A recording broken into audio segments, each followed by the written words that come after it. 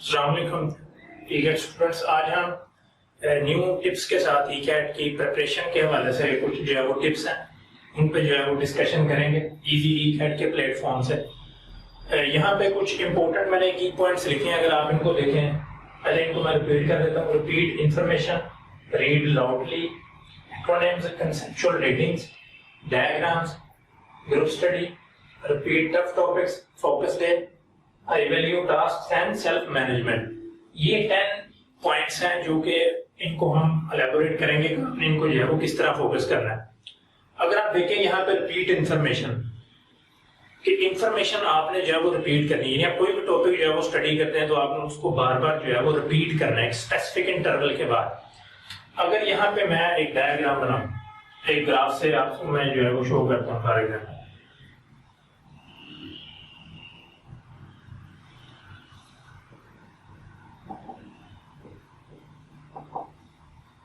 इधर आप ले रहे हैं टाइम, ठीक है, डेज में 5, ये आप जो है कंसीडर कर लें इमीडिएटली।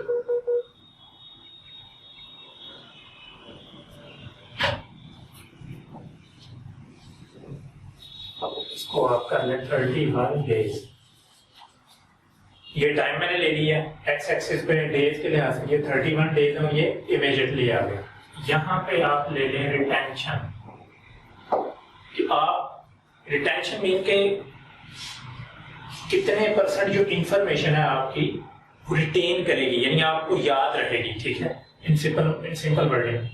तो अगर यहाँ पे आप देखें तो कोई भी टॉपिक आप जब पढ़ते हैं, स्टडी करते हैं, ये शो कर रहा है कि अभी आपने कोई न्यू टॉपिक जो है वो स्टडी किया है, रीड किया है, तो वो आपको इमीडिएटली जो है वो 100% जो है वो आपके ذहन में है। ठीक है, आप कोई भी चीज जो है वो नहीं भूले। लेकिन जैसे जैसे जो टाइम है वो पास होता जा रहा है, तो 31 डेज जब गुजर जाएंगे तो 21% जो है वो सिर्फ आपको याद रहेगा। तो ये आप देखें कि कितनी इंपॉर्टेंस है, और इसको हम फॉरगेटिंग जो है वो कर्व कहते हैं, फॉरगेटिंग कर्व। यानी जस्ट जो है वो 21% आपको याद होगा और 79% जो है वो आप भूल चुके हैं। जब आप इतना जो है वो परसेंटेज जो है वो भूल चुके हैं, एक मीन के रिपीट करना इंफॉर्मेशन को जो है वो बहुत जरूरी है। तो इसको स्पेस्ड इंटरवल यानी एक स्पेसिफिक इंटरवल के बाद जो है वो रिपीट करें। फॉर एग्जाम्पल अगर आप डेली को टॉपिक जो है वो पढ़ते हैं, मतलब अपनी प्लानिंग के हवाले से कोई टॉपिक्स बुक्स के डिफरेंट टॉपिक्स को आप पढ़ते हैं, उनको डेली बेसिस पे भी आप रिपीट कर सकते हैं, लेकिन एटलीस्ट वीकली बेसिस पे आपको जो है वो रिपीट करना मस्ट है।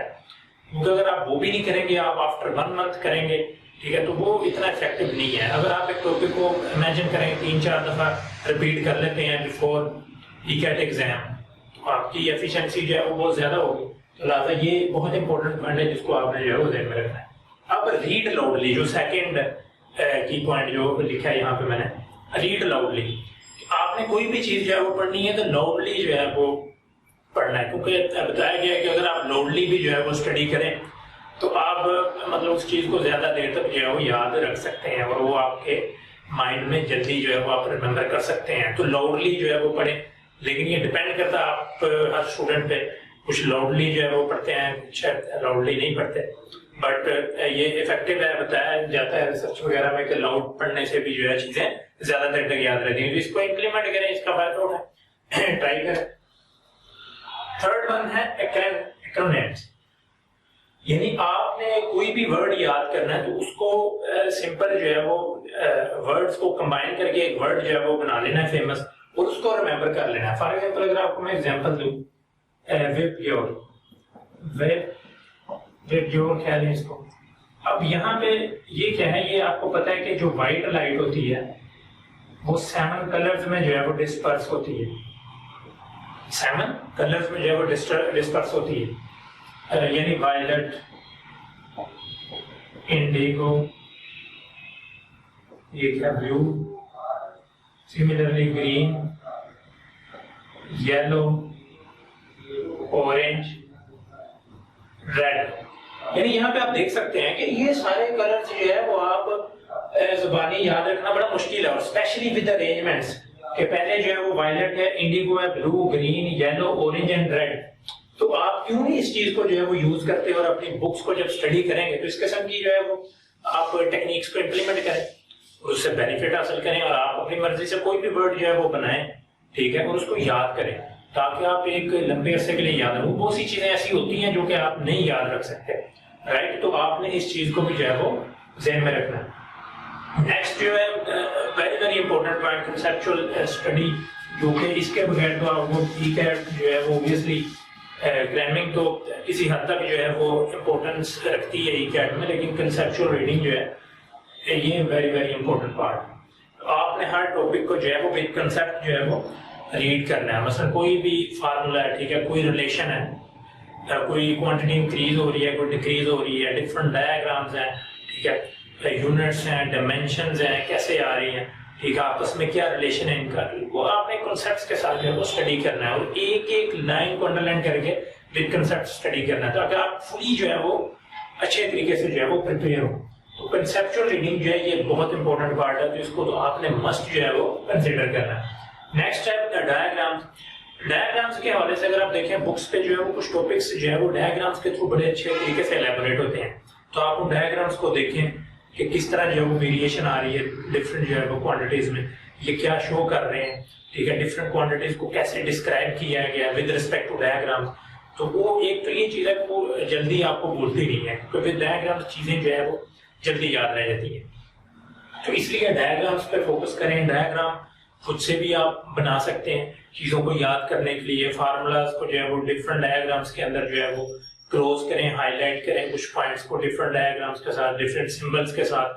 तो ये टॉपिक्स को स्टडी भी करने के लिए आप उन पर फोकस कर सकते हो और इवन आप अपने की पॉइंट्स बनाने के लिए उनको डिफरेंट शेप्स में जो है वो फार्मूलाज को जो है वो स्टोर भी कर सकते हैं, डिफरेंट की पॉइंट्स को विद कलर्ड जो है वो आप मार्कर के साथ जो है वो अंडरलाइन करें ताकि चीजें आपके लिए जो है जब आप रिवाइज करें सेकेंड टाइम थर्ड टाइम तो आपके लिए पहले जो अगर 4 घंटे लग रहे हैं तो वो मे बी जस्ट 25 मिनट्स में जो है वो कवर अप हो जाए। तो ये बड़ा इंपॉर्टेंट पार्ट है, ये साथ साथ आपने करना है।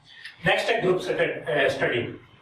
अब देखें कुछ स्टूडेंट्स हैं वो इंडिविजुअल स्टडी करते हैं, ठीक है, इंडिविजुअली जो है वो मतलब उनकी हैबिट है वो इंडिविजुअली जो है वो समझते हैं कि मैं बेहतर परफॉर्म कर सकूं, लेकिन ग्रुप स्टडी का भी जो है वो एक अपना बेनिफिट है स्पेशली ECAT के पर्सपेक्टिव से, क्योंकि जब आप कोई भी चीज ग्रुप में जो है वो डिस्कस करते हैं कि ये चीज जो है वो मैं बोल रहा हूँ, तो उसका क्या नतीजा निकलता है कि जब ग्रुप के अंदर से कोई स्टूडेंट जो है वो आंसर दे देता है या उस चीज को क्लियर कर देता है आपके सामने, तो वो लॉन्ग लास्टिंग जो है वो आपकी मेमोरी में जो है वो सेव हो जाता है। तो ये भी बड़ा इंपॉर्टेंट है, उसके लिए कुछ ना कुछ टाइम निकालें और ग्रुप स्टडी भी करें, इंडिविजुअल स्टडी पहले करें, देन जो है वो कोई एक डे फिक्स कर लें, मतलब कुछ भी आप कर सकते हैं। रिपीट टफ टॉपिक्स, ऑब्वियसली कुछ टॉपिक्स जो है वो आपको टफ लगेंगे, कुछ स्टूडेंट्स के लिए कुछ सब्जेक्ट भी जो है वो टफ हो सकते हैं, ठीक है, लेकिन जब भी आप कोई टॉपिक स्टडी करें जो टफ होगा तो उसको आपने रिपीट मस्ट करना है, मतलब ये बहुत इंपॉर्टेंट है क्योंकि अदरवाइज आप वो टॉपिक छोड़ देंगे में भी वहां से जो है MCQs आ जाए। और मोस्टली ये होता भी ऐसा है कि जो बोर्ड के पर्सपेक्टिव से हमने तैयारी की होती है हम कुछ चीजें जो है वो छोड़ देते हैं और ECAT में वहां से कोई ना कोई क्वेश्चन जो है वो आ जाता है, तो ये आपको जो है वो काफी तंग कर सकता है, तो लिहाजा इस चीज को भी आपने ज़हन में रखना है। अब फोकस डेज। फोकस डेज में क्या है कि आपने कुछ इंपॉर्टेंट चीजें जो कि आप करना चाहते हैं, मतलब आप समझ लेंगे कोई ऐसी चीजें जो कि टफ होंगी, ठीक है, या आप समझते हैं कि ये सब्जेक्ट जो है वो मेरे लिए टफ है और इसके ये कुछ टॉपिक्स हैं जो ऐसे हैं जो कि मेरे लिए समझना मुश्किल है, इनको अगर मैंने ज्यादा टाइम ना दिया तो इशू आ सकता है। तो उसके लिए आप एक डे जो है वो सेपरेट कर लें, उन टॉपिक्स की जो है वो लिस्ट बनाएं, ठीक है, लिस्ट बनाने के बाद उन टॉपिक्स को जो है वो स्पेसिफिक जो डे वीकली आपने सेट किया होगा उनमें अच्छी तरह स्टडी करें और उनकी जो है वो 100% जो है उन पर ग्रिप लेके टिप्स पे लेके वो चीजें, ताकि आप पर जो उसकी वजह से प्रेशर आ रहा है आपके परफॉर्मेंस में भी जो है वो ECAT के एग्जाम में लो हो जाए, तो इस चीज को आप ज़हन में रखें। तो ये सारा प्लानिंग का जो पार्ट होगा उसमें ये चीजें आपने करनी, ठीक है। हाई वैल्यू टास्क, अब यहाँ पे आप देखें कुछ टास्क जो है ना हाई वैल्यूड होंगे। मसलन मैं आपको एग्जांपल देता हूँ केमिस्ट्री की। अब केमिस्ट्री में क्या होता है कि जो एक्सरसाइज का जो MCQs है मोस्टली वहां से जो है वो कॉन्सेप्ट UET के बारे में बात कर रहा हूँ, जो हाँ क्या ऑब्वियसली सेम MCQ भी समटाइम आ जाता है, लेकिन अगर क्या होगा कि जो मेरा पर्सनल एक्सपीरियंस है, क्योंकि मैंने 3 दफा प्रैक्टिस भी जो है वो ECAT दिया हुआ है, इन्हीं चीज़ों को जो है वो देखने के लिए। क्वेश्चन एक दफ़ा जो है वो आया था, मसलन एमसीक्यू में लिखा हुआ था, एक्सरसाइज में HCl था, जस्ट मैं आपको बता रहा हूँ, तो एमसीक्यू जो ईकेट में आया था वहाँ पे H2SO4 था, यानी जो क्वेश्चन HCl के लिए पूछा गया था उसको उसी स्टेटमेंट की जगह पे सिर्फ H2SO4 लिख दिया। अब ऑब्वियसली कंसेप्ट तो एक्सरसाइज से ही है, तो मैं ये बता रहा हूँ कि कुछ टॉपिक्स ऐसे होंगे जो बड़े इंपॉर्टेंट होंगे, ठीक है, उनमें से क्वेश्चंस जो है वो बन सकते हैं और ट्रिकी भी होंगे, एक्सेप्शंस होंगी, कुछ चीजें, कुछ यूनिट्स होंगे, कुछ वैल्यूज बड़ी जो है वो टफ होंगी, उनको अपने रिमेम्बर करना होगा। तो ये हाई वैल्यू जो है वो टास्क होंगे। केमिस्ट्री के एमसीक्यूज अगर आपने एक्सरसाइज से कंप्लीट नहीं किए और ये का पेपर आ गए, इट्स मीन कि आप मेजर जो है वो लॉस कर रहे हैं। और सिर्फ एमसीक्यू को प्रिपेयर ही नहीं करना विद कंसेप्ट्स कि यहाँ से नेक्स्ट जो है वो अगर क्वेश्चंस बनते हैं 3 to 4 तो वो किस तरह के बन सकते हैं। तो दैट्स वेरी इंपॉर्टेंट पार्ट, ठीक है, ये की पॉइंट है जो कि आपने ध्यान में रखना है। सेल्फ मैनेजमेंट, सेल्फ मैनेजमेंट तो बेसिकली सबसे इंपॉर्टेंट पार्ट है। बाकी चीजें तो ऑब्वियसली ये सारी चीजें आप तभी कर पाएंगे जब आप सेल्फ मैनेजमेंट करेंगे, तो ये तो मोस्ट इंपॉर्टेंट जो पार्ट है वो है सेल्फ मैनेजमेंट। अब इसमें देखें, सेल्फ मैनेजमेंट में आप फॉर एग्जांपल आप इसमें ये चीजें कर सकते हैं, आप एक्सरसाइज के लिए रूटीन बनाएं, ठीक है, और ये नहीं है कि आप जो है वो 2-3 घंटे जो है एक्सरसाइज कर रहे हैं, एटलीस्ट आपने जो है वो 15 to 20 मिनट्स जो है वो निकालें, क्योंकि आप की सिटिंग काफी ज्यादा हो गया, बहुत ज्यादा जो है वो स्टडी करेंगे, स्पेसिफिक पीरियड है 45 डेज और ऑलमोस्ट इसके अराउंड जो है वो टाइम होता है।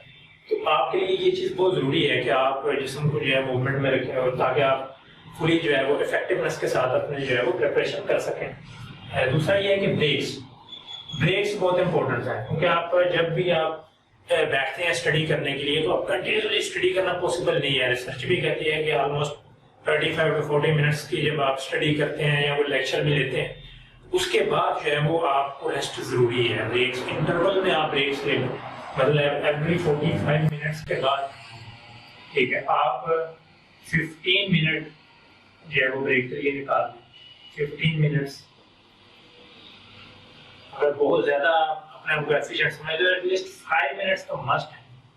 इतनी ब्रेक तो आपने मस्ट लेनी है ताकि आप थोड़ा सा जो है वो फ्रेश फील करें, देन अगेन जो है वो अपने आप को रीबूट करें, तो अगेन जो है वो फुली एफिशिएंसी के साथ जो है वो प्रिपरेशन को जो है वो स्टार्ट करें। जिस तरह सिस्टम को जो है वो रीबूट किए उसी तरह अपने आप को रीबूट करें। तो ये हमारा था बेसिकली जो है वो ईकेट की प्रिपरेशन एंड टिप्स के हवाले से। इन चीज़ों को जो है वो ध्यान में रखें, ये करना बहुत जरूरी है, इनको इम्प्लीमेंट करना, इन चीज़ों से जो है वो फायदा उठाएं।